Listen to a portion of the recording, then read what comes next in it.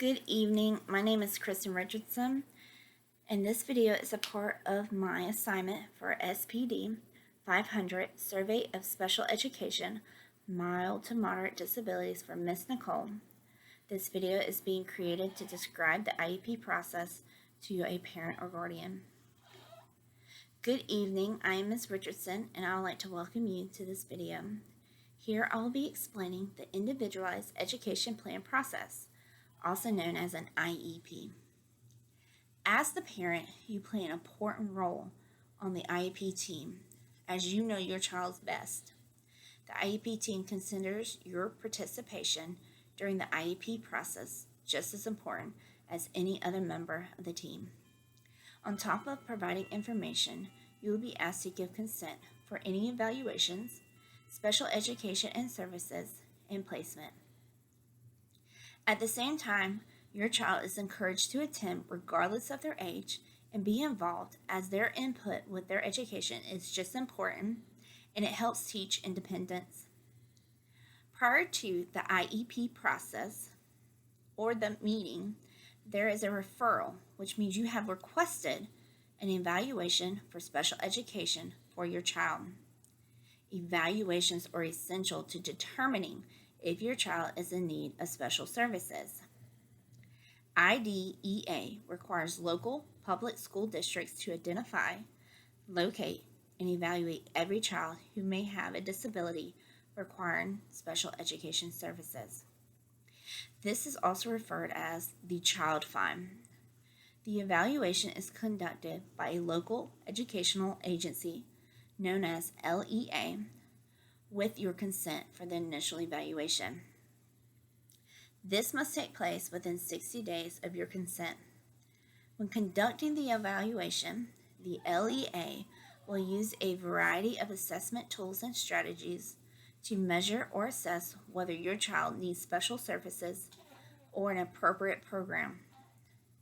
After the evaluation, a team will determine if your child is eligible, which means whether they have a disability and what are their educational needs. This team consists of qualified professionals and you.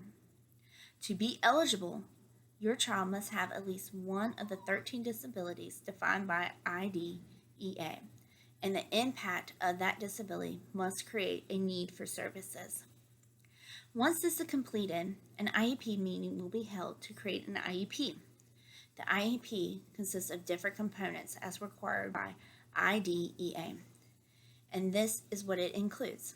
It includes your child's present academic achievement and foundational performance, goals designed to meet their needs within the general education curriculum, and goals to meet other educational needs due to their disability.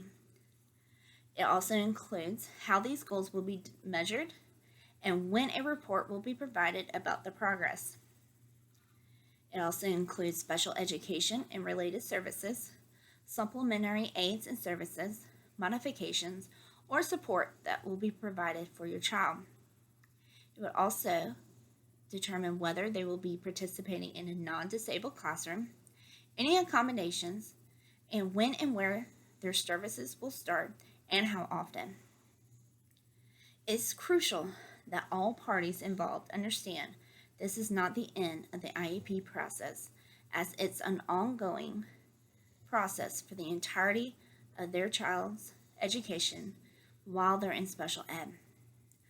Open communication between teachers, schools, and you are needed to support the development and achievement of your child. Quarterly process monitoring will be done to keep track of the progress your child made and if any of the goals were met. There is also an annual review that will be held at least once a year, if not more, to review your child's progress, program, and the plan for the following year.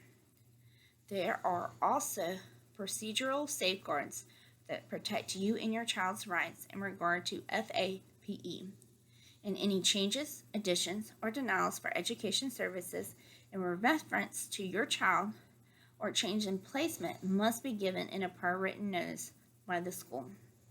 Thank you for the time, and I hope this helps explain the process for an IEP.